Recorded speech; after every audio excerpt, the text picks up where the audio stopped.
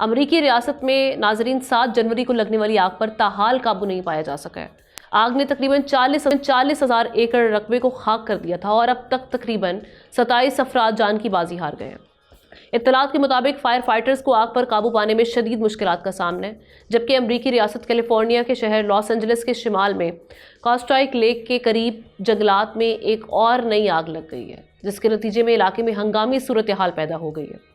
امریکی میڈیا کے مطابق آگ کے شعلے تیزی سے پھیل رہے ہیں اور پہاڑوں تک پہنچ چکے ہیں، جس کی وجہ سے تقریباً 25,000 افراد کو انخلاء کا حکم دیا گیا ہے۔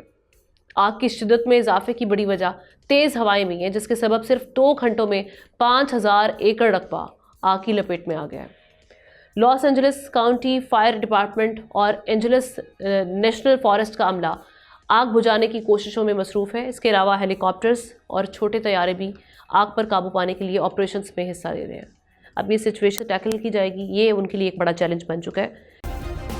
سبسکرائب کریں اور بیل دبائیں تاکہ کوئی خبر رہ نہ جائے۔